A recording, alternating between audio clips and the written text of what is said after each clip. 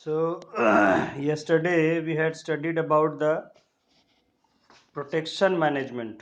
Okay, crop protection management यानी कि protection of the crops, जिसमें हमने देखा कि uses of the different chemicals to like pesticides, okay, to protect the crop. Crop की सुरक्षा के लिए हमने कई मेथड्स कल जो है हमने देखे थे कि वीड्स को कैसे हटाया जाए, इंसेक्ट्स को कैसे रोका जाए, डिजीजेज या पेस्ट्स को कैसे रोका जाए। Now today's topic is storage of grains. Okay, storage of grains. Now तो अब जो हमारी बात आई, कल हमने किया था कि the crop is harvested. Crop जो है हम हार्वेस्ट कर लिए, क्रॉप को हमने अच्छे से प्रोड्यूस कर लिया, उसका प्रोटेक्शन कर लिया और उसका हमने कटिंग कर लिया, हार्वेस्टिंग हो गया। Now comes the step of storage. तो today we will study about the storage of grains, कि कैसे उसको हम स्टोर करें ताकि ज़्यादा से ज़्यादा उसकी लाइफ हम इंश्योर कर सकें, कि ज़्यादा उस समय तक उसका क्वालिटी मेंटेन रहे और वो डैमेज ना हो। See, storage losses in agricultural produce can be very high. देखिए, first it is a very important statement कि हमारे यहाँ जो एग्रीकल्चर का एक इम्पॉर्टेंट फीचर है इंडिया में, हमारे यानी ट्रॉपिक, हमारा आप ज्योग्राफी जान रहे हैं, it is a tropical country. It is a tropical country with high temperature and high rainfall. So the food items get damaged very easily, क्योंकि यहाँ हमारे यहाँ आप जानते हैं ट्रॉपिकल कंट्री है, ट्रॉपिकल एरिया में है, तो इसका क्लाइमेट गर्म भी बहुत है और यहाँ रेनफॉल भी काफ़ी होता है, तो जिसकी वजह से फूड आइटम्स बहुत जल्दी डैमेज होते हैं।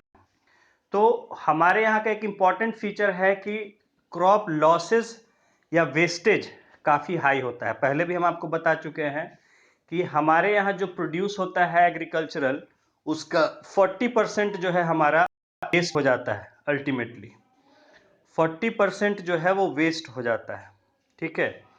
तो वो 40% जो है खराब हो जाता है, चाहे वो सड़ जाए, चाहे वो बीमारी लग जाए, ठीक है, चाहे कीड़े उसमें लग जाएं, फंगस लग जाए, जिस भी कारण से, बट 40% गोज वेस्ट।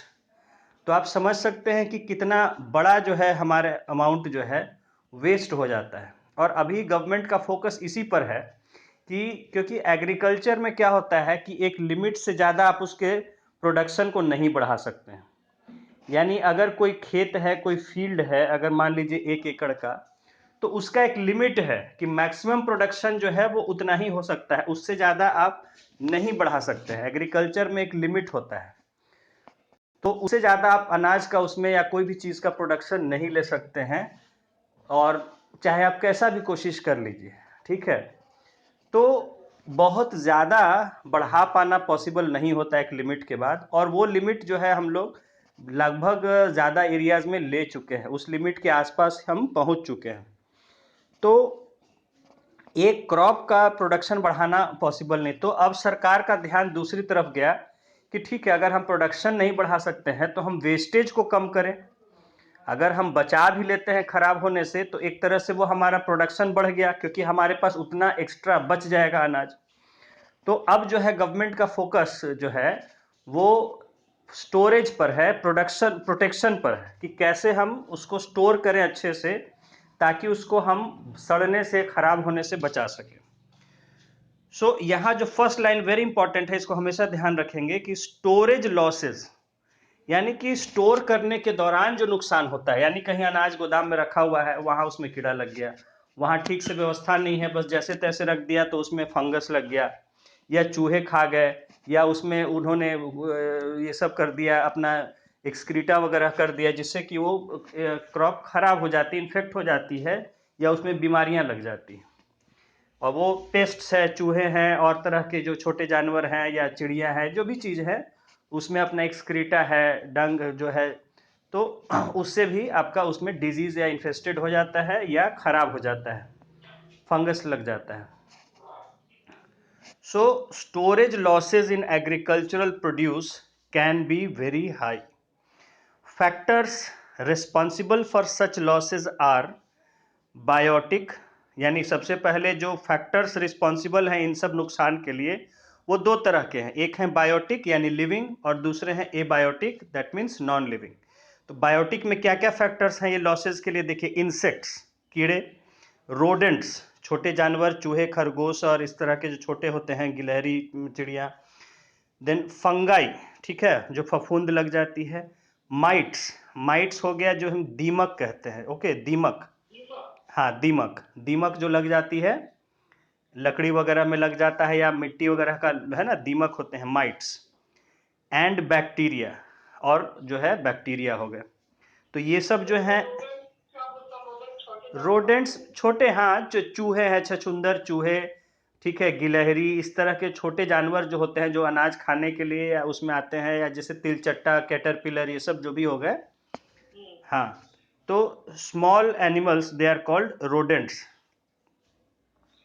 तो इंसेक्ट्स हो गए, rodents, fungi, mites and bacteria, ये तो हो गए लिविंग क्रिएचर्स, लिविंग ऑर्गेनिज्म्स जो हमारा नुकसान करते हैं स्टोरेज के दौरान, यानी कहीं रखा हुआ है, जैसे कई बार होता है अनाज, आप देखते हैं अनाज मंडी में खुले में रख दिया है, तो खुले में रख दिया है तो वो जो है आपका उसमें जो है कई सारे चिड़िया भी पता चला खा रही है, बीट भी कर रही है उसमें, या जानवर आके खा रहे हैं, चूहे हैं या और भी जानवर हैं, तो ये सब तो स्टोरेज के दौरान लॉसेज के लिए बात है।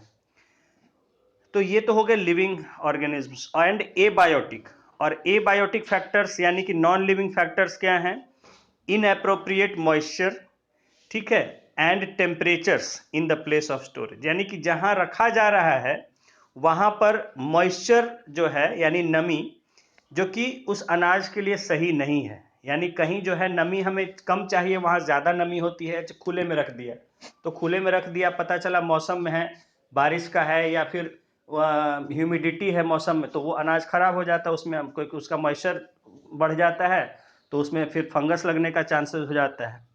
तो अनाज ग्रेन्स को क्या, या फूड आइटम्स कोई भी हैं, तो आपको मैंने बताया है कि माइक्रो ऑर्गेनिज्म का ग्रोथ के लिए क्या है, दो फैक्टर रिस्पॉन्सिबल है, टेम्परेचर एंड रेनफॉल, ठीक है, टेम्परेचर रहेगा और रेनफॉल, ये ह्यूमिडिटी रहेगा, मॉइस्चर रहेगा, तो माइक्रो ऑर्गेनिज्म बहुत तेजी से बढ़ते हैं, और जितने ज़्यादा माइक्रो ऑर्गेनिज्म बढ़ेंगे उतना ज़्यादा आपको डैमेज करेंगे, पूरी की पूरी क्रॉप खराब हो जाएगी।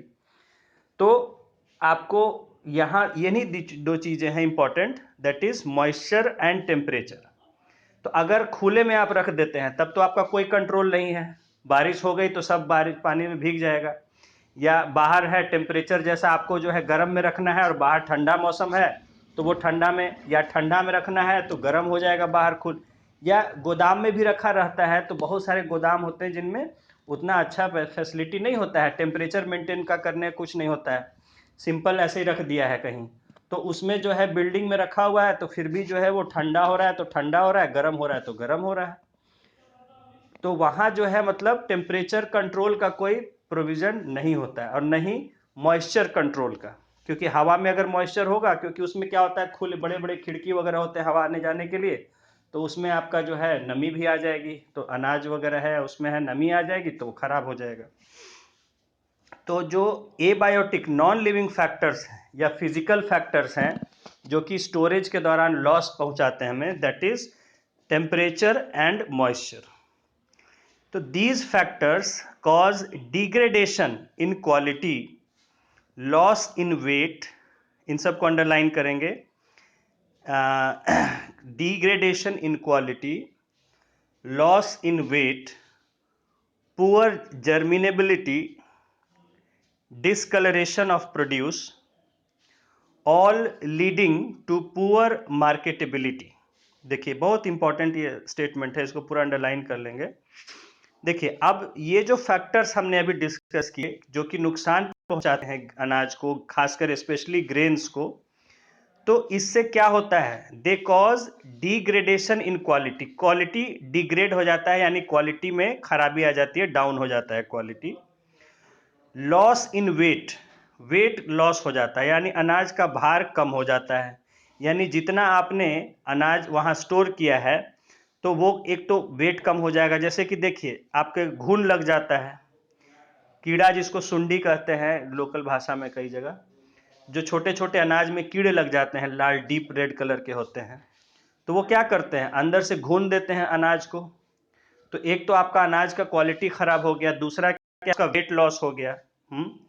और फिर क्या है, पुअर जर्मिनेबिलिटी, यानी कि उसके बाद उस जो भी अनाज है उसको अगर आप बोते हैं आगे एज ए सीड की बीज की तरह, तो उसमें से अंकुर नहीं निकलता है, फसल नहीं निकलता है, शूट नहीं निकलता है, जर्मिनेशन नहीं होता है ऐसे सीड्स का।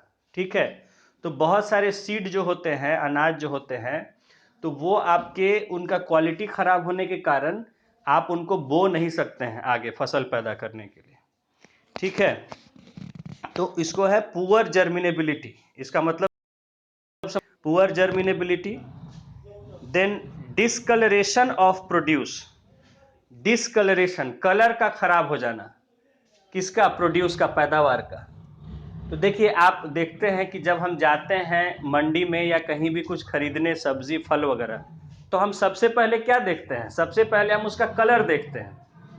सबसे पहले हम उसका कलर देखते हैं कि कलर उसका अच्छा है कि नहीं। देखिए, आपको अनुभव होगा कि सबसे ज़्यादा जो है ये सब चीज़ें कलर पे बिकती है। गेहूं खरीदने जाए तो आप देखते हैं फ्रेश कलर है कि नहीं, डार्क तो नहीं है, धब्बेदार तो चीज़ नहीं है, या फल सब्जी में जाते हैं तो आप उसका सबसे पहले अपीयरेंस देखते हैं, कलर देखते हैं कि कलर कैसा है। और अगर कलर खराब हो गया तो उसका सीधे भाव कोई नहीं लेना चाहता, बोलता है नहीं नहीं कैसा देखने में अजीब सा।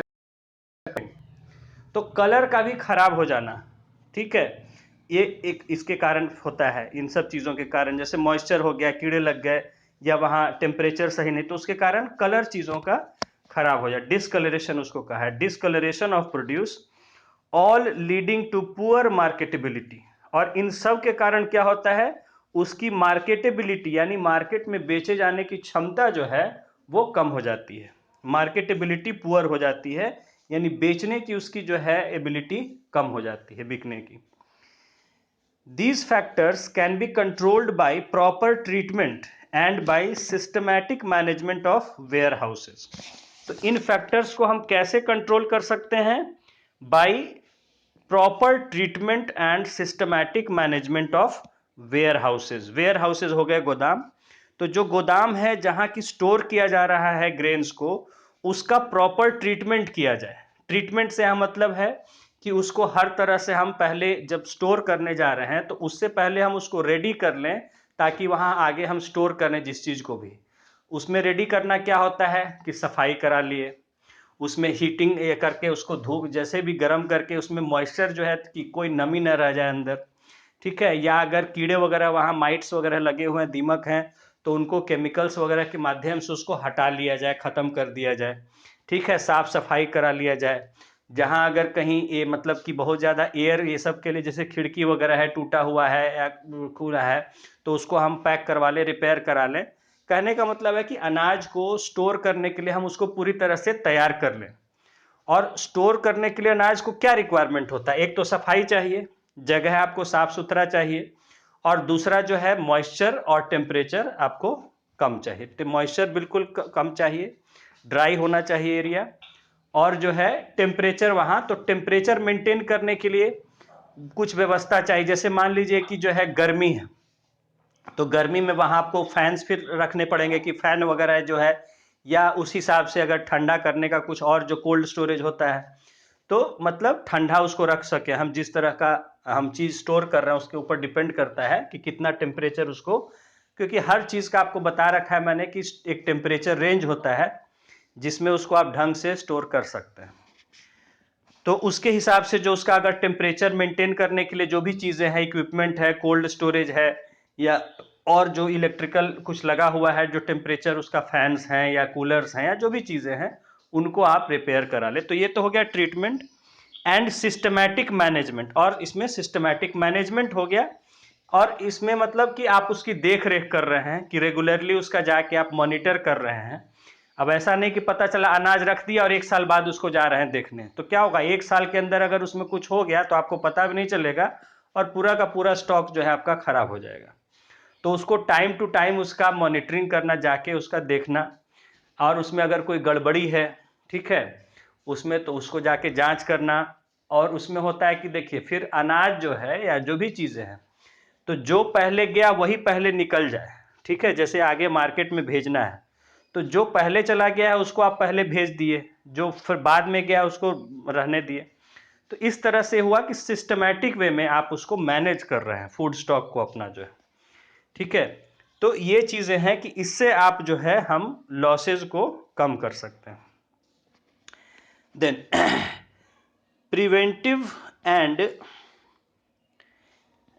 Control measures are used before grains are stored for future use. यहां कहा जा रहा है कि प्रिवेंटिव और कंट्रोल मेजर्स जो अभी हमने पीछे डिस्कस किया कि जो बचाव के जो तरीके हैं या जो इसको रोकने के तरीके हैं वो अनाज को स्टोर करने से पहले हमें करना पड़ता है। ये नहीं कि अनाज स्टोर कर लिए उसके बाद आप करा रहे हैं, पहले आप उसको रेडी कर लीजिए गोदाम या जो भी है।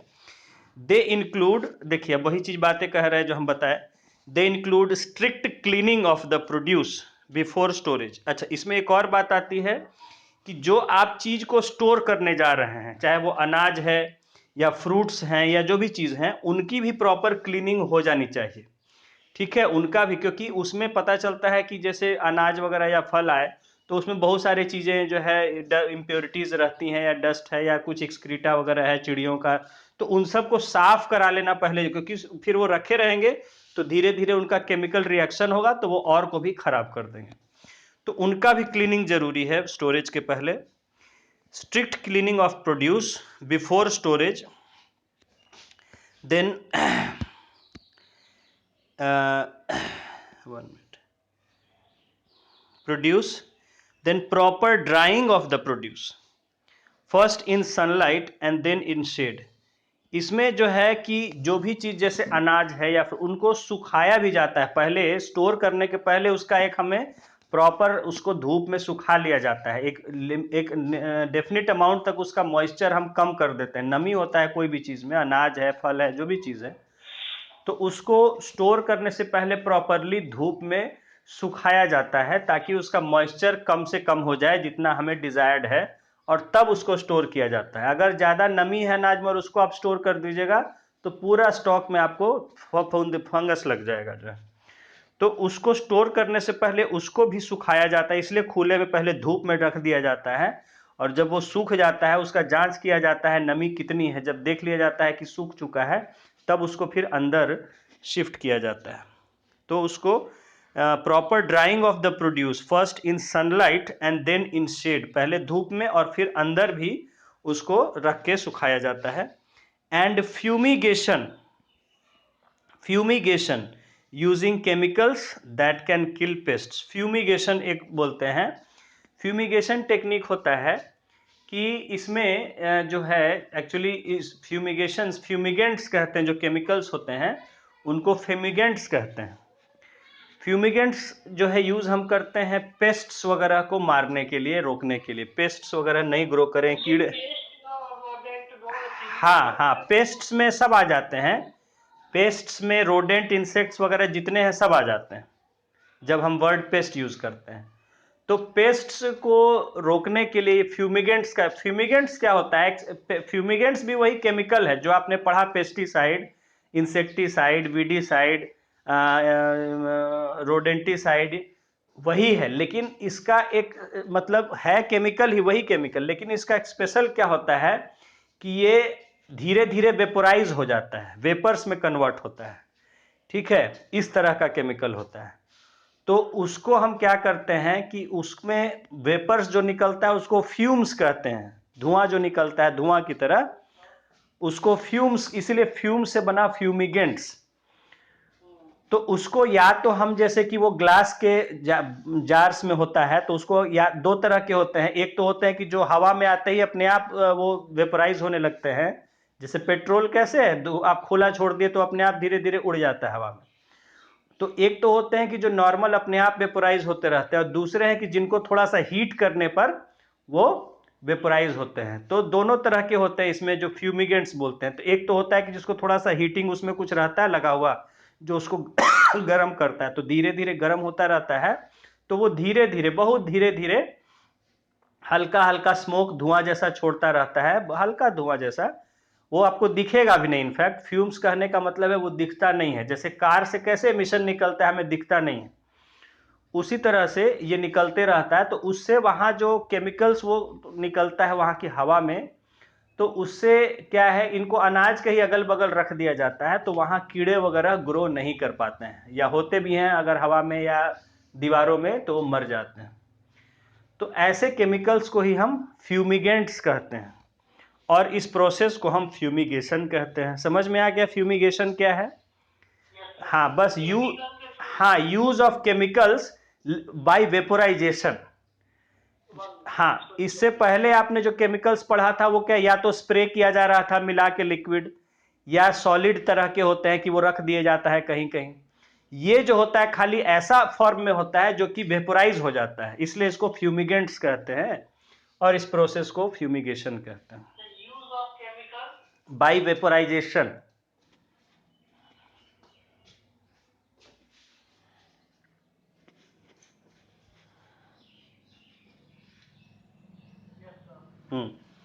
तो यही है कि fumigation using chemicals that can kill paste. तो हम क्या करते हैं कि जहां हमें ये स्टोर करना होता है, गोदाम वगैरह होता है, तो वहां हम पहले उसका फ्यूमिगेशन भी कर देते हैं। यानी क्योंकि देखिए बहुत सारी चीजें होती है दीवार में है, दीवारों में लगी रहती है, दीमक है या कीड़े वगैरह हैं, तो कैसे हम लोग स्प्रे करते हैं, तो इतना स्प्रे करना पॉसिबल नहीं होता है उतने बड़े एरिया में।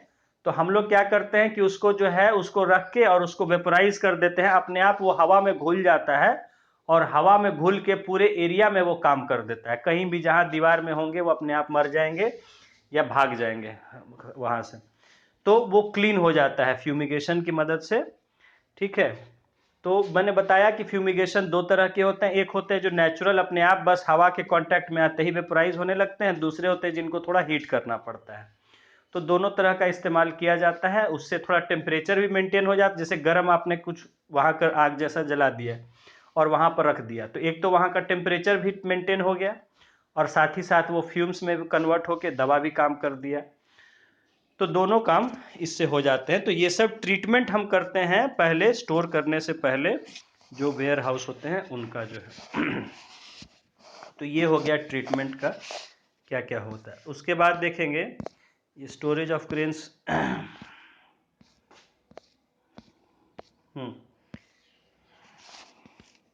Next topic is animal husbandry. अब हमारा वो क्रॉप्स का हो गया topic. Now our next topic comes is animal husbandry, यानी पशुपालन, जानवरों की देखभाल करना। ओके, देखिए animal husbandry is the scientific management of animal livestock। देखिए डेफिनेशन है कि एनिमल हस्बेंड्री क्या है, यानी पशुपालन, जानवरों की देखरेख करना क्या कहते हैं साइंस में। Animal husbandry is scientific management of animal live stock, यानी जो हमारे पास लिविंग एनिमल्स हैं जिनका स्टॉक जो है उसकी साइंटिफिक तरीके से उसको मैनेज करना, साइंस का यूज करके मैनेज करना, उसको हम एनिमल हस्बेंड्री, ये एक साइंस है, साइंस का एक ब्रांच है एनिमल हस्बेंड्री। जैसे बायोलॉजी है तो बायोलॉजी का ही एक ब्रांच है एनिमल हस्बेंड्री, एग्रीकल्चर का ब्रांच है।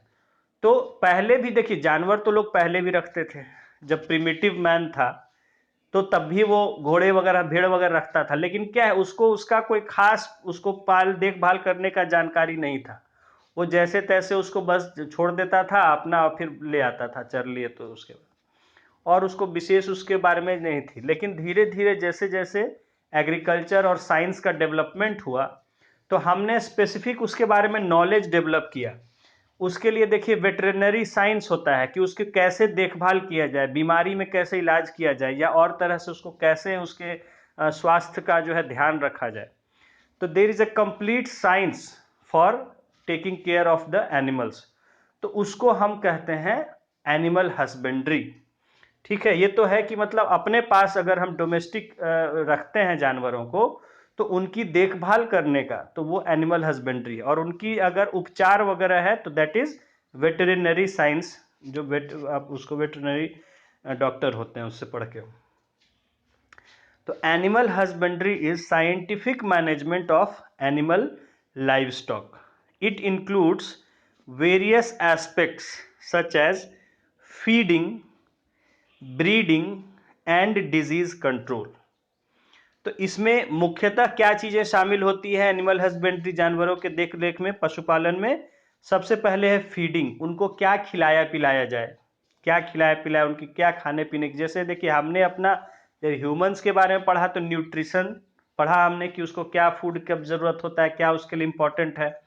उसी तरह जानवरों के लिए भी है कि उनके लिए क्या फूड जो है इंपॉर्टेंट है, जिससे उनका प्रॉपर हम उनको देखभाल कर सकें। तो फीडिंग फर्स्ट एस्पेक्ट हो गया इसका इंपॉर्टेंट। दूसरा है ब्रीडिंग, उनको कैसे ग्रोथ किया जाए, उनकी संख्या को कैसे बढ़ाया जाए, तो वो हो गया ब्रीडिंग।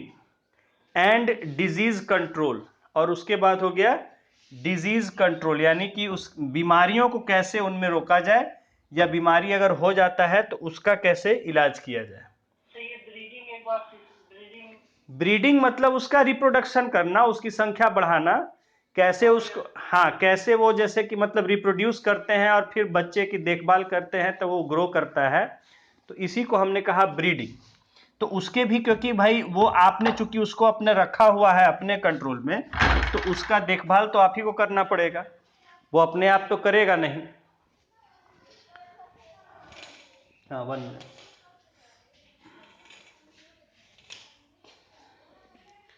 तो हाँ ब्रीडिंग जो है, क्योंकि यहाँ इसलिए है कि अगर नेचुरल आप वाइल्ड में उसको जंगल में छूटा हुआ तो वो तो फिर अपना वो अपना खुद समझता है करता है जैसे है, लेकिन जब आप उसको रखे हुए हैं तो उसकी देखरेख तो आप ही को करनी होगी। तो उसका ब्रीडिंग का भी हमें ही ध्यान रखना पड़ता है कि कब वो रिप्रोड्यूस करेगा, कब उसका जो है मेटिंग का समय है, कब उसका फिर उसका जब वो प्रेग्नेंट है तो उसका देखभाल कैसे करना है, ठीक है। फिर जब बच्चा होता है तो उस समय क्या प्रिकॉशन, कैसे उसका डिलीवरी होता है, उसके बाद बच्चे की देखरेख होती है। तो ये सब चूंकि अगर आप पाल रहे हैं तो हमें ही करना पड़ता है। तो ये सारी चीजें हो गई ब्रीडिंग, ठीक है, वो हमें ही ध्यान रखना पड़ता है। जैसे हम किसी भी आदमी का ध्यान रखते हैं, उसका हॉस्पिटलाइज, उसका डॉक्टर से चेकअप होता है, वैसे ही जानवरों का भी करना होता है। तो that is breeding. And disease control, और उनकी बीमारियों की भी देखभाल, कि बीमारी ना हो और अगर हो गई है तो उसमें कैसे इलाज होगा, दैट इज डिजीज कंट्रोल। तो ये 3 चीजें मुख्यतः हमारे एनिमल हस्बेंड्री में होता है, feeding, breeding and disease control. Animal based farming includes cattle, goat, sheep, poultry and fish farming. क्या है एनिमल बेस्ड फार्मिंग, यानी कि जहां जानवरों को हम रखते हैं, पालन पोषण करते हैं, तो उसमें क्या हम किन जानवरों को रखते हैं? कैटल, यानी कैटल में हो गए गाय भैंस, ठीक है, ऊंट घोड़े, ये सब कैटल आते हैं, बड़े जानवर जो हैं उनको कैटल कहते हैं। तो उसमें आ गया क्या क्या, गाय, भैंस, घोड़े, ऊंट, ठीक है। तो cattle, then goat, sheep, poultry and fish farming, और फिर मछली भी, ये भी इसी में आते हैं एनिमल हस्बेंड्री में, fish farming, fishing. As the population increases and as living standards increase, the demand for milk, eggs and meat is also going up. तो जैसे जैसे हमारा पॉपुलेशन बढ़ता जाता है और हमारे रहने सहने का जीने का स्तर है, स्टैंडर्ड है, वो बढ़ता जाता है, यानी हम संपन्न होते जाते हैं, तो क्या होता है हमारे जो खाने पीने में इन सब की डिमांड जो है बढ़ती जाती है, मिल्क, दूध की, अंडों की, मीट की, इनकी जो है डिमांड बढ़ती जाती है, ठीक है। आप ये अनुभव होगा कि भाई जैसे जैसे आदमी एक संपन्न होता जाता है, या लोगों का जो है रहने का स्तर इम्प्रूवमेंट, क्योंकि उनका इनकम होगा तो उनका जीने का स्तर भी सुधार होगा, ज़्यादा चीज़ें खाएंगे पिएंगे, अच्छी चीज़ें खोजेंगे, तो उसमें दूध का, जो अंडों का, मीट वगैरह का रिक्वायरमेंट, डिमांड बढ़ता चला जाता है। Also, the growing awareness of the need for humane treatment of livestock has brought in new limitations in livestock farming. दूसरी बात यहाँ कहा जा रहा है कि जो धीरे धीरे लोगों में जागरूकता बढ़ी है कि जानवरों का भी एक ह्यूमेन ट्रीटमेंट, यानी कि मानवीय, यानी कि प्रॉपर ट्रीटमेंट किया जाए, यानी जानवरों को आप जानवर ना समझें, ठीक है। जो हमारे डोमेस्टिक एनिमल्स जिनको हम पाल पोस रहे हैं, जो हमारे लिए जो है अपना कर रहे हैं कि दूध दे रहे हैं हमें, या मीट प्रोवाइड कर रहे हैं, या अगर भेड़ है तो ऊन दे रहा है, गोट है तो वो दूध भी दे रहा है, वो अपना बाल भी उससे ऊन बन रहा है। तो जो हमारे लिए अपना सर्विस दे रहे हैं उनको हम इनह्यूमन ट्रीटमेंट ना दें। ऐसा नहीं है कि अब जैसे ठंड है तो देखते हैं आप जानवरों को लोग ठंड में उनका भी थोड़ा ठंड से बचाने के लिए उनको गर्म व्यवस्था करते हैं, उनको भी कपड़ा उनको ढकने के लिए बनाते हैं, ठीक है। तो ये क्या है, ह्यूमन। ऐसे अब जंगल में है तो वो तो उसको कौन पहनाने जा रहा है, लेकिन देखिए घर में गाय भी है तो उनको हम थोड़ा ढक के रखते हैं। उसके लिए अगर ज़्यादा ठंड हो गई तो हम आग वगैरह का भी इंतज़ाम करते हैं। तो ये कहा जा रहा है कि जैसे जैसे लोगों की जागरूकता बढ़ी है, अवेयरनेस बढ़ा है, तो वो जानवरों के भी ह्यूमन ट्रीटमेंट की बात सोचते हैं कि नहीं, जैसे हम रह रहे हैं तो वैसे तो जानवर भी है, हमें ठंड लग रही है। तो पहले था, जो पहले एक आदमी का सोच था कि कहते थे एनिमल्स आर बीस्ट्स, उनके लिए वर्ड यूज करते थे बीस्ट्स, ठीक है। बीस्ट कहने का मतलब कि ऐसे हैं जो थर्ड ग्रेड, मतलब जानवर they are meant to tolerate hardship, कि जानवर बना ही इसलिए है कि वो जो है कठिनाई का सामना करे। उसको जितना मन है पीटिए, जितना मन है उससे काम लीजिए, जितना घोड़ा है तो जितना मन उस पर बोझ लाद दिए, या जो भी जानवर है।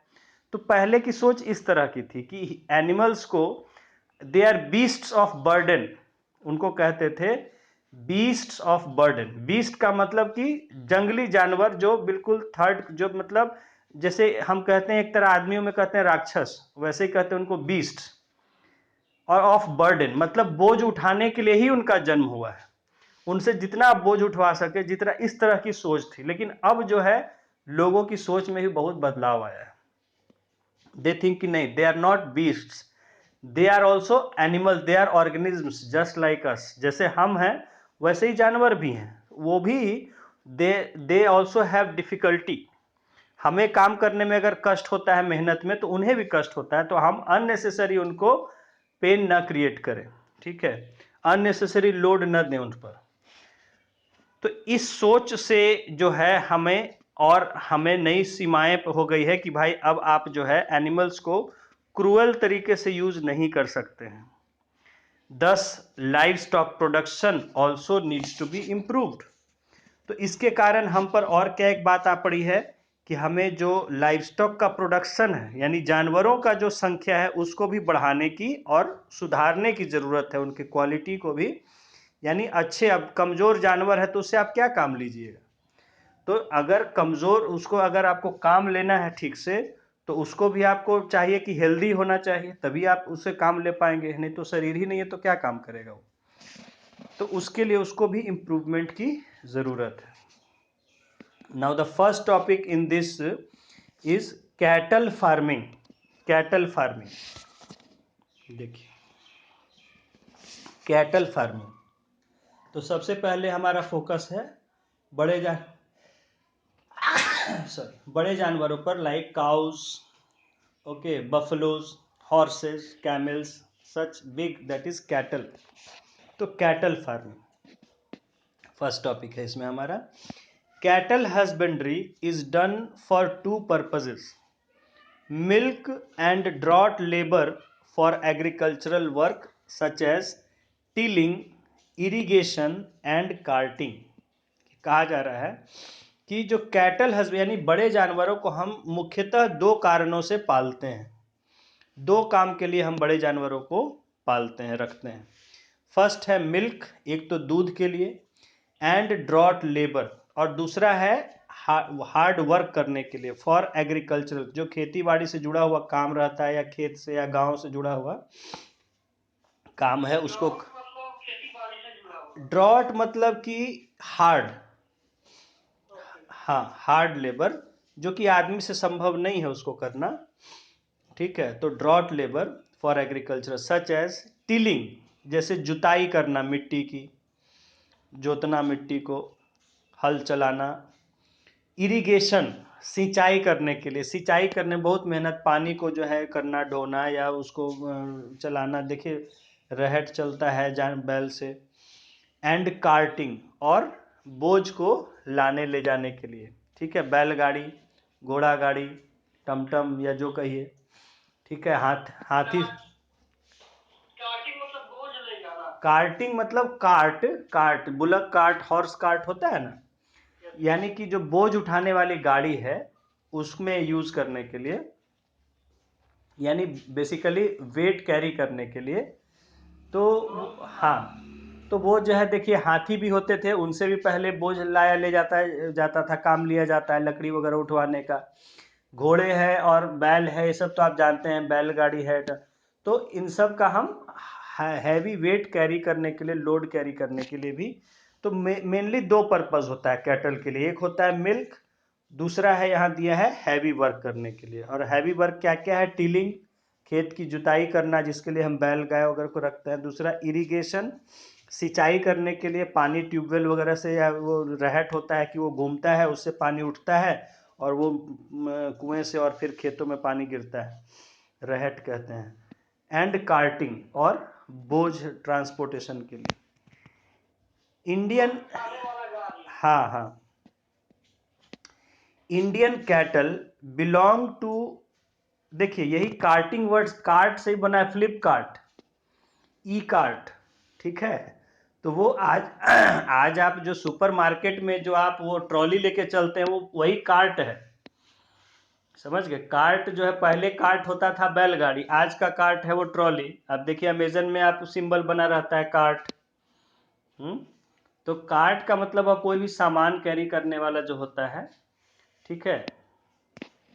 Anyway, Indian cattle belongs to two different species, bos indicus cows and bos bubalis बफलोस।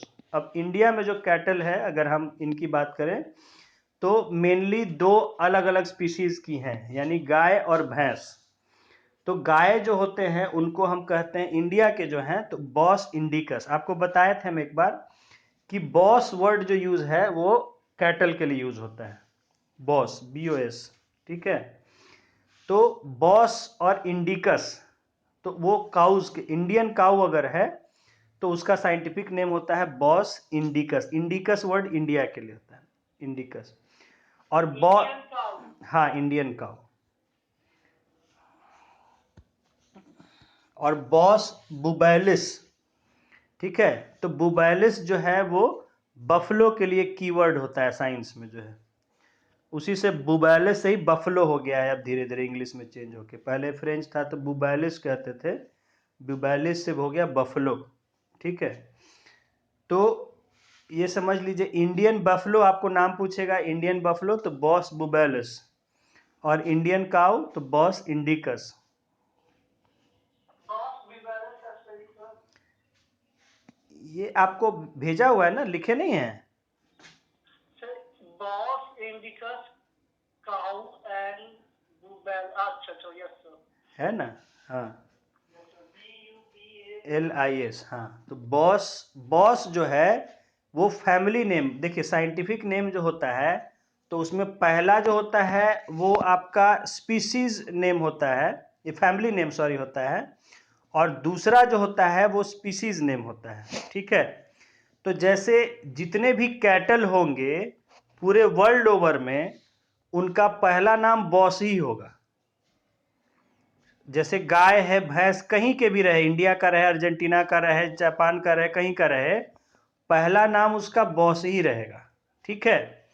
उसके बाद जो है वो गाय है कि भैंस है और कहाँ का है, उसके हिसाब से सेकंड नेम हो जाएगा, समझ गए। तो जैसे, बॉस फैमिली नेम है। हाँ, बॉस फैमिली नेम है, कहीं का भी गाय भैंस रहेगा पूरे दुनिया में, वो पहला नाम उसका बॉस ही रहेगा, समझ गए।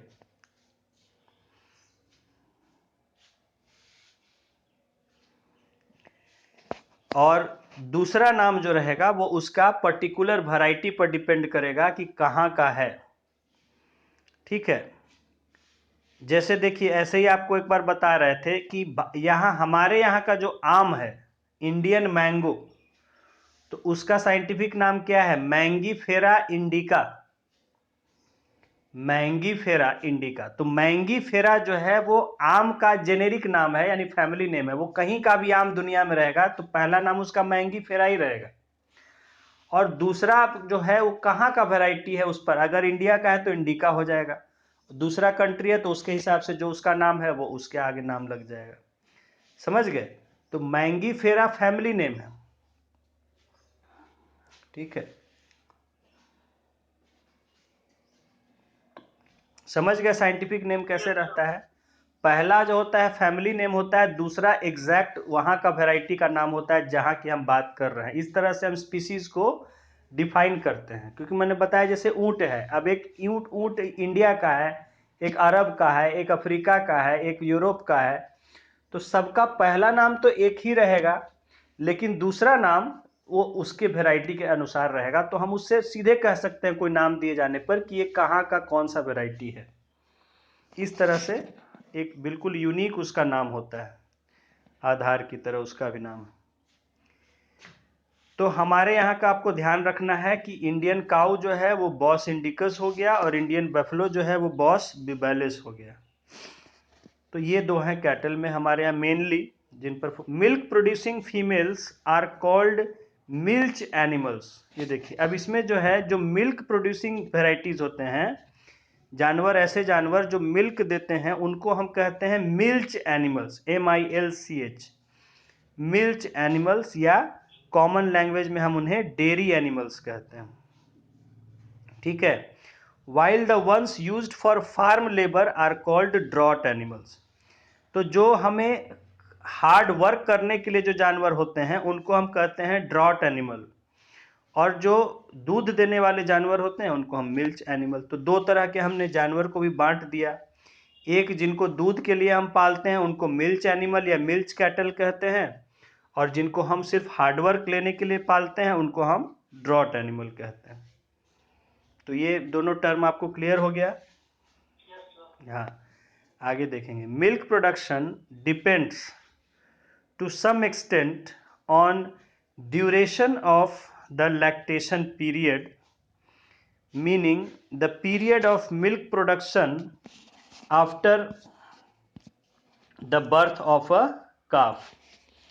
तो देखिए यहाँ कहा जा रहा है कि जो किसी भी जानवर का या किसी भी वैरायटी का जो उसका मिल्क प्रोडक्शन होता है, यानी दूध, कितना दूध वो दे रहा है, ये किस पर डिपेंड करता है?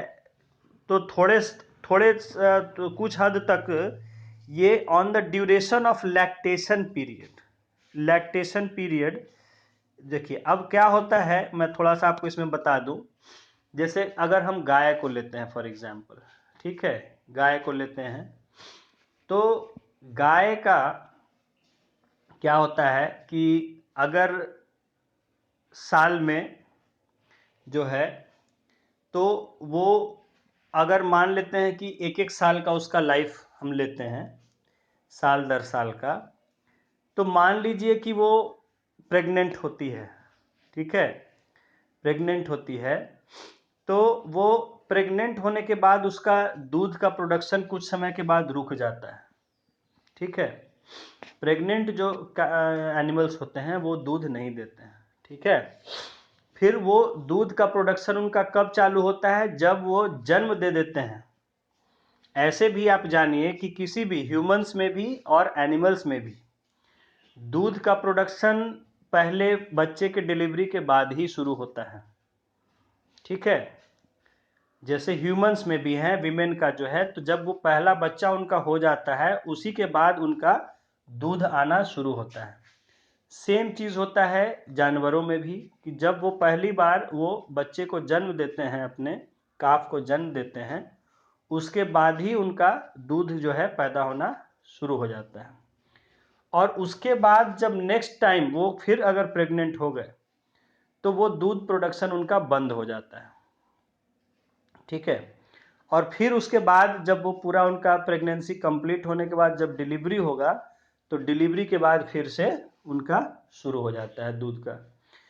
तो ये जो पीरियड है, यानी कि डिलीवरी के बाद से अगले मतलब जब तक उनका दूध होता है, प्रेगनेंसी के होने तक, उसी को हम कहते हैं लैक्टेशन पीरियड, कि कितने दिन वो साल में दूध देती है। ठीक है, लैक्टेशन मतलब दूध देना हुआ, दूध आना, जो थन में दूध आना या महिलाओं को ब्रेस्ट में दूध आना, इसको कहते हैं, या पिलाना बच्चे को, लैक्टेशन कहते हैं। ठीक है, तो लैक्टेशन पीरियड का मतलब हुआ कि कितने दिन जो है दूध उतर रहा है बच्चे के लिए। ठीक है, तो ये जो है आपको पीरियड है कि कितने दिन साल में वो दूध उसको आ रहा है या दूध दे रही है। ठीक है, तो जैसे है कि मान लीजिए जानवर हैं, जैसे गाय पाले हुए हैं, तो हम जो है उसका कोशिश करते हैं कि हर साल जब वो एक मैच्योर हो गए, अडल्ट हो गए, अब वो बियरिंग उसका एज हो गया है, तो उसको हम कोशिश करते हैं कि हर साल या एक आध साल छोड़ के उससे हम एक जो है उसका हम बच्चा उसको करा दें। ठीक है, तो उसमें जो है अब आपको बताया कि जब अगर वो प्रेग्नेंट हो गए तो उसके बाद उसको दूध नहीं आएगा, एक समय के बाद दूध बंद हो जाता है और फिर डिलीवरी के बाद ही दूध शुरू होता है। तो ये गैप हो जाता है हर साल, अगर आप उससे एक उसका बच्चा करा रहे हैं तो वो उसका उतना दिन जो है गैप हो जाएगा जो प्रेगनेंसी पीरियड में उसका दूध नहीं आता है। तो बाकी जो बचा हुआ पीरियड, जितने समय साल में उसने दूध दिया, उसको हम कहते हैं जानवरों का या किसी का भी लैक्टेशन पीरियड कहते हैं। ठीक है, ये आदमी में भी होता है, जानवरों में भी ऐसा ही होता है। आदमी में भी जब कोई विमेन है प्रेग्नेंट हो गई तो फिर उसका दूध जो है बंद हो जाता है आना जो है। ठीक है, तो इसी को कहा गया है लैक्टेशन पीरियड। तो नेचुरल है कि कोई भी जानवर या कहीं से भी जो हमें दूध मिलेगा, प्रोडक्शन है उसका, तो वो किस पर डिपेंड करेगा? नेचुरल है, कितने दिन वो दूध दे रही है साल में, उस पर डिपेंड करता है। ठीक है, इससे भी लोग वैरायटी जानवरों की खरीदते हैं, देखते हैं कि जिसका ज़्यादा दिन तक जो दूध देती है वैसे ही किस्मों को वो खरीदना चाहते हैं। गाय अगर है तो गाय खरीदने गए तो ऐसी गाय देखते हैं कि जो ज़्यादा दिन तक हमें दूध दे। अब जो पता चले साल में 4 ही 5 महीना दूध देगी, तो ऐसी गाय को खरीदने से लोग सोचेंगे कि नहीं भाई, घाटा का सौदा है कि नहीं। तो इसलिए लैक्टेशन पीरियड पर डिपेंड करता है कि कितना दूध आपको मिल रहा है। तो आफ्टर द, यही लैक्टेशन पीरियड आपको समझ में आ गया क्या है? हाँ, तो देखिए, आने का पीरियड। हाँ, दूध कितने दिन उसको आता है और उससे आप दूध ले सकते हैं। So milk production can be increased by increasing the lactation period. तो किसी अगर जानवर की हम बात करें, किसी वैरायटी, तो उसका मिल्क प्रोडक्शन हम कैसे बढ़ा सकते हैं? तो अगर उसका हम लैक्टेशन पीरियड बढ़ा दें तो उसको हम प्रेग्नेंट होने से रोक दें, या उसको किसी और तरह से उसका लैक्टेशन पीरियड बढ़ा दें। इसमें देखिए कहा जा रहा है एग्जोटिक और foreign breeds, for example Jersey, brown Swiss, ये सब फॉरेन ब्रीड्स का नाम है। एग्जोटिक ब्रीड यानी जो हम विशेष करके डेवलप करते हैं ऐसी ब्रीड, ऐसी जातियों को। ये गायों की जाति है, जर्सी है, जैसे जर्सी गाय है, बहुत डिमांड होता है, महंगी होती है और उसका दूध भी काफ़ी आता है, बहुत ज़्यादा दूध देती है। तो जर्सी हो गई, जर्सी ये है अमेरिका में, जर्सी वहाँ से नाम आया है जर्सी। ठीक है, जर्सी वहाँ, तो वहाँ से ब्रीड का साथ हम ला के उसका डेवलप किए थे, क्रॉस ब्रीडिंग करा के यहाँ की वैरायटी, तो उसको जर्सी वैरायटी नाम है उसका। जर्सी, ब्राउन स्विस, ठीक है, ये भी एक स्विट्ज़रलैंड का वैरायटी है, ब्राउन स्विस। तो स्विट्ज़रलैंड का है, ब्राउन कलर का होता है ज़्यादा, इसलिए उसको ब्राउन स्विस कहते हैं। गाय की 2 वैरायटी हैं। Are selected for long lactation periods, तो इनको हम ज़्यादा चुनते हैं। अगर बढ़िया गाय खरीदनी, जैसे लोग जाते हैं, सबसे ज़्यादा तो इंडिया में जर्सी ही पॉपुलर है। अगर बढ़िया जो गाय रखते हैं तो कहते जाके जर्सी गाय खरीद के लाते हैं। तो जर्सी जो हो गई, और उसके बाद ब्राउन स्विस जो है, इसलिए क्योंकि इनका लॉन्ग लैक्टेशन पीरियड, साल में काफ़ी दिन तक ये दूध देते रहते हैं। वाइल लोकल ब्रीड्स, जो हमारे लोकल ब्रीड हैं, जैसे कि एक है रेड सिंधी, लाल सिंधी, सिंध एरिया की ये ब्रीड है तो उसको लाल सिंधी कहते हैं, लाल रंग की होती है। और दूसरी है साहिवाल, साहिवाल है, show excellent resistance to diseases. तो हमारे यहाँ की जो ब्रीड हैं, जो देसी ब्रीड हैं, गाय की देसी वैरायटी हैं, वो क्या है, उनकी वो दूध तो उतना नहीं देते हैं, लेकिन उनमें बीमारियों से लड़ने की बड़ी क्षमता होती है, वो जल्दी बीमार नहीं पड़ते हैं, ठीक है। जबकि दूसरी तरफ ये जो गाय हैं, जर्सी वगैरह, जो एग्जोटिक वैरायटी, फॉरेन वैरायटीज़ हैं, ये बीमारी से जल्दी इनकी देखभाल करनी पड़ती है ज़्यादा, ये थोड़े से नाजुक होते हैं, समझ गए। तो देखिए दोनों का अलग अलग पॉजिटिव ये है। जो ये हाई यील्डिंग वैरायटी हैं जैसे जर्सी है, इनकी देखभाल ज़्यादा करनी पड़ती है क्योंकि ये बीमारी से तुरंत चपेट में आ जाते हैं हमारे यहाँ। जबकि जो हमारे यहाँ की लोकल वैरायटी है जैसे रेड सिंधी और साहिवाल, ये दूध तो थोड़ा कम देते हैं लेकिन जल्दी बीमार नहीं पड़ते, इनकी देखभाल ज़्यादा नहीं करनी पड़ती। तो लोकल ब्रीड का भी अपना फ़ायदा है और उनका भी अपना फ़ायदा है। The two can be crossbred to get animals with both the desired qualities. तो हम क्या करते हैं कि एक अपने यहाँ का ले लेते हैं लोकल और एक हम एग्जोटिक बाहर वाला ले लेते हैं, दोनों का हम क्रॉस ब्रीडिंग करा देते हैं। यानी कि मान लीजिए कि हमने अपने यहाँ की गाय ले ली और वहाँ का बुल ले लिया मेल, या वहाँ का फीमेल ले लिया और यहाँ का लोकल मेल ले लिया, दोनों को अपना मेटिंग करा दिया, रिप्रोडक्शन करा दिया, तो उससे जो वैरायटी पैदा होती है वो जो है उसमें दोनों के ही गुण होते हैं, ठीक है। तो इस तरह से, और आजकल तो जो है इतना भी नहीं, वो आजकल जैसे पहले था कि मेटिंग कराते थे फिजिकली, कि मतलब जैसे कि गाय है तो गाय लोग फीमेल खरीद लेते थे एग्जोटिक वैरायटी का और उसको ले जाके लोकल जो हमारा वैरायटी का बुल होता था, सांड होता था, उससे जाके मीटिंग कराते थे। अब तो हो गया है कि उससे अब जो है सीधे स्पर्म बैंक्स ही हर जगह अवेलेबल है, तो उसका स्पर्म मिल जाता है और वो इंजेक्ट सीधे करके, और डायरेक्टली मीटिंग भी नहीं कराना होता है, वो अपना आर्टिफिशियली इंजेक्ट भी लोग करा देते हैं शहरों में। और नहीं तो मीटिंग के लिए भी होता है कि हर जगह शहरों में हर तरह के लोकल बुल सांड अवेलेबल होते हैं मीटिंग कराने के लिए, तो उनसे आप बुलवा के मीटिंग करवा दिया जाता है, तो उससे जो प्रेग्नेंट हो जाती है। तो ये जो है कहने का मतलब है कि हम इस तरह से क्या करते हैं कि दोनों वेराइटीज़ का यूज़ करके, कि एक तरफ दूध भी अच्छा हमें मिल जाए और दूसरी तरफ बीमारियों से भी लड़ने की ताकत रहे, तो दोनों का हम क्रॉस ब्रीडिंग करा देते हैं, दोनों वेराइटी का। तो ये एक इम्पॉर्टेंट स्टेप है अच्छी हाई यील्डिंग और डिजीज रेजिस्टेंट वैरायटी को पाने में। अब देखिए तो ये हो गया उनके ब्रीडिंग की बात। आगे देखते हैं,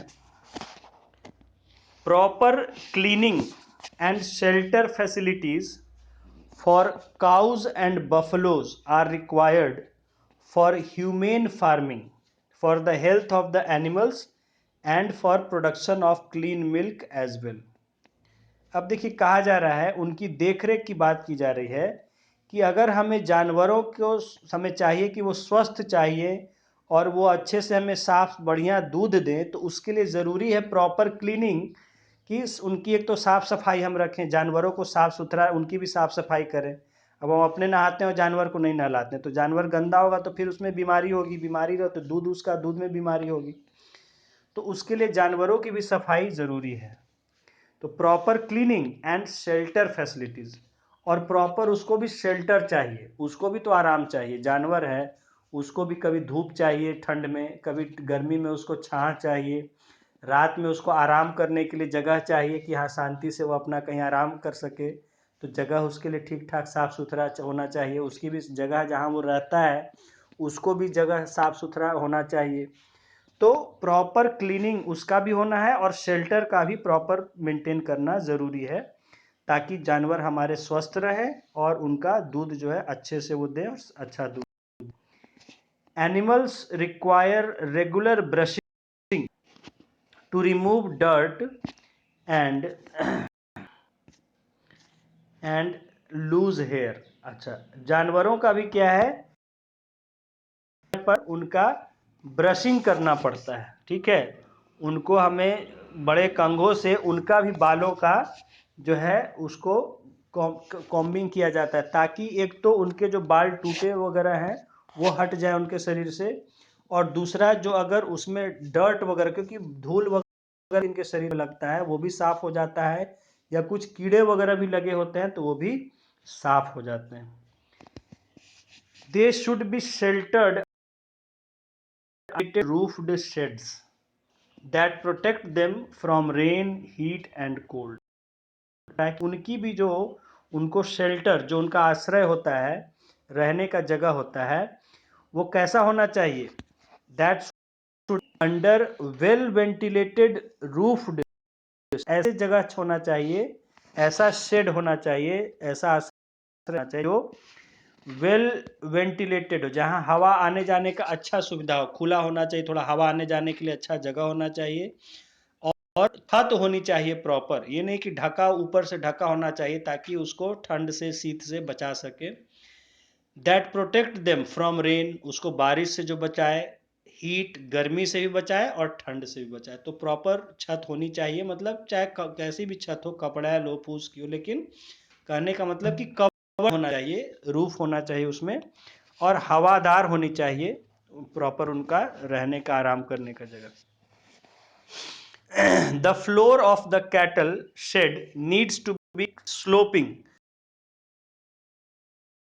and to facilitate cleaning। और कहा जा रहा है, एक बड़ी अच्छी बात है कि जो उसका जो फ्लोर होता है, जो फर्श होता है, वो थोड़ा सा उसमें ढाल होना चाहिए, स्लोप होना चाहिए, ताकि वो सूखा रह सके। आपको पता है कि जानवर हैं, अब वो जहाँ वो यूरिनेट पेशाब कर दिए या सफाई हुई, वहाँ पानी गिराया, पानी चारा वारा दिया, जो भी है, तो थोड़ा ढाल होने से क्या है कि अगर किसी भी तरह का पानी यूरिनेट वगैरह किया तो वो जो है अपना चल के बह के निकल जाए और वो एरिया सूख जाए। तो ड्राई होना, इसलिए तो थोड़ा स्लोपिंग उसका फ्लोर बनाना चाहिए, ताकि साफ करने, सफाई करने में भी आसानी होता है, सफाई की अपने आप बह के निकल गया, और नहीं तो अगर वो भी अपना यूरिनेट वगैरह किए तो वो पानी वेस्ट बह के निकल जाए। देखिए, तो ये हो गया तो हमारा उसका रखने का। अब देखिए उसका फीडिंग का जो है, the food requirements of dairy animals are of two types. अब हम डेयरी एनिमल्स के भी हम फोकस कर रहे हैं मेनली, तो उनकी जो फूड की है रिक्वायरमेंट, दो तरह की, दो तरह का उनको फूड चाहिए होता है। Maintenance requirement which is the food required to support the animal to live a healthy life. तो पहला कहा जा रहा है कि इस तरह का फूड होना चाहिए जो उसको अच्छे से जीने में मदद करे, यानी कि स्वस्थ रहने में जो मदद करे उसको, ऐसा फूड पहला तो है होना चाहिए। Milk producing requirement which is the type of food required during lactation period. और दूसरा है कि जब वो दूध देती है, कोई भी जानवर जो दूध देने वाला है, तो दूध कहाँ से आएगा? दूध कहाँ से आएगा? जब दूध वाले, दूध देने बनने वाले, बनाने वाले भोजन उसको मिलेगा, चारा फॉडर मिलेगा, तब ना दूध आएगा। तो जैसे हम लोग को आपने पढ़ा कि आदमी को स्वस्थ के लिए, शरीर को ठीक रहने के लिए हर चीज चाहिए, अनाज चाहिए, दूध चाहिए, ग्रीन वेजिटेबल्स चाहिए, बहुत सारी चीजें आपने पढ़ा कि भाई carbohydrate, fat, protein, vitamin, minerals, roughage, water सब चाहिए। तो उसी तरह उनको भी जो है उनकी ज़रूरत है। दूध कब बनेगा? जब ऐसा वो अनाज ऐसा चारा खाएंगे जिससे उसको, अब आप उसको दूध बनने वाला हरा चारा देंगे नहीं, खाली सूखा चारा देंगे तो दूध बनेगा नहीं। तो दूध बनने के लिए ज़रूरी है कि उनको जो फूड से दूध बनता है वो भी उसको दिया जाए।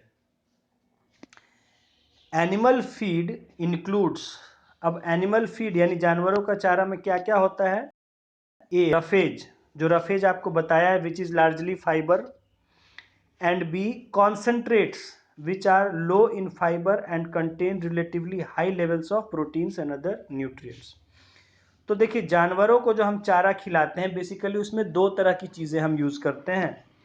पहला जो होता है रफेज, जो कि फाइबर का, और दूसरा होता है कॉन्सेंट्रेट्स, कुछ हम जैसे खल्ली जिसे कहा जाता है, जो, तो उसमें क्या होता है कि जो उसमें हाई पता है प्रोटीन्स का और न्यूट्रिएंट्स का। तो देखिए, हम क्या, जानवर को अगर कभी चारा आप देखे होंगे देते हुए, तो एक तो उसको हम जो है, जो सिंपल जो भूसा या कुट्टी कहते हैं, तो वो होता है, और उसमें हम क्या करते हैं, खली। कॉन्सेंट्रेट मतलब होता है कि मतलब जो ऐसी चीज़ें, जैसे उसका एक उसका एग्जाम्पल है खल्ली, लेकिन उसी तरह का कई चीज़ मिलता है बाज़ार में, ठीक है, जो कि जिसमें बहुत हाई परसेंटेज होता है फैट का या प्रोटीन्स का बेसिकली, ठीक है, प्रोटीन्स का होता है ज़्यादा, उसमें परसेंटेज होता है। उसका एक एग्जाम्पल है खल्ली, जो जैसे सरसों पे आता है, तो उससे जो बच, तो जैसे हाँ, तो सरसों का होता है या और भी चीज़ों का होता है, तो या हम फूड वैसा बना के उसको बनवाते हैं वैसा, तो मिलता है बाजार में, उसको हम कहते हैं कॉन्सेंट्रेट, क्योंकि उसमें कॉन्सेंट्रेटेड होता है।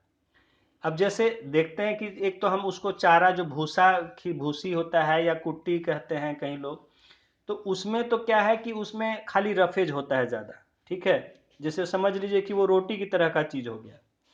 जैसे आप एक समझिए कि पौष्टिक खाना खाएं तो क्या है, आप एक तो रोटी अनाज खाते हैं, और दूसरा आप क्या कि भाई जो आप दूध लिए या अंडा लिए या मीट लिए या जो भी खाए, तो उसी तरह उसका चारा जो होता है, कुट ये जो भूसी होता है, वो उसके लिए रोटी की तरह होता है या चावल की तरह होता है।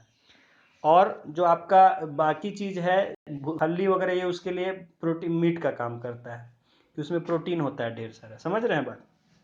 Yes, sir. हाँ, तो दो तरह का हम उसमें फीड जो है यूज़ करते हैं। Cattle need balanced rations containing all nutrients in proportionate amounts. देखिए, जैसे हम लोग के लिए आपको बताया था, ह्यूमंस के लिए, कि बैलेंस डाइट, याद है बैलेंस डाइट, कि जिसमें सारी चीज़ें जो जितना हमें रिक्वायर्ड है, चाहे वो विटामिन हो, प्रोटीन हो, मिनरल्स हो, फैट हो, कार्बोहाइड्रेट्स हो, रफेज हो, सब होना चाहिए। वैसे ही सेम चीज़ है कैटल के साथ भी, कि उनको भी बैलेंस्ड फूड चाहिए, जिसमें कि उनकी जो ज़रूरत की चीज़ें हैं वो सारा सही मात्रा में हो।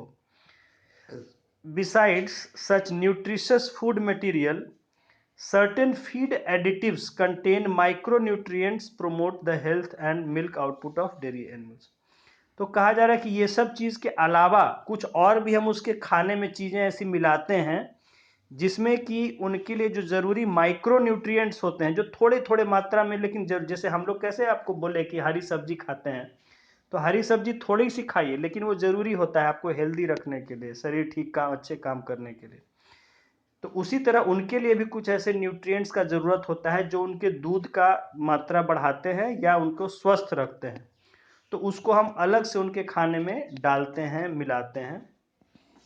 तो ये है, उनको हम एडिटिव्स कहते हैं, जो अलग से ऐड किया जाता है। जैसे हम कैसे हम लोग टैबलेट लेते हैं, विटामिन का गोली खाते हैं, या कुछ और खा लिए इस तरह का चीज़ जो है कभी कभी तो वैसे ही उनके लिए भी कुछ कुछ चीज़ बाज़ार में मिलता है, या हम लोग जानकार जो है उसको बनाते हैं, इस तरह का चीज़ देते हैं उसको, ठीक है। तो जड़ी बूटी वगैरह कुछ कुछ चीज़ होता है, तो उससे उनका हेल्थ ठीक रहता है, और उनका दूध का जो आउटपुट है वो बढ़ जाता है।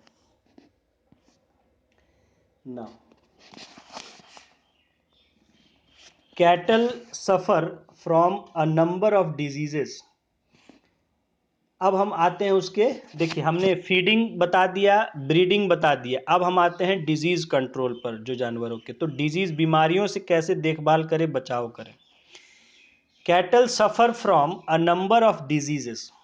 कहा जा रहा है कि भाई कई बीमारियां उनको भी होती है, जैसे हम लोग को बहुत बीमारियां होती हैं, तो उसको भी बीमारी होती है। The diseases besides causing death reduce milk production. तो बीमारी होने से क्या है, एक तो जानवर की मौत हो सकती है, और अगर दूसरा चीज़ क्या हो सकता है कि उसका जो दूध का प्रोडक्शन है वो कम हो जाता है। बीमार है ये जानवर, तो देखिए आप कभी देखे होंगे, तो अगर जो भी जानवर है, गाय है, भैंस है, बीमार हो जाती है, तो दूध देना कम हो जाता है, उसका दूध कम हो जाता है। तो जब दूध कम दे रही है, तो हमें लगता है कि अच्छा, लगता है कुछ बीमार हो गई है, उसकी फिर जांच कराना पड़ेगा।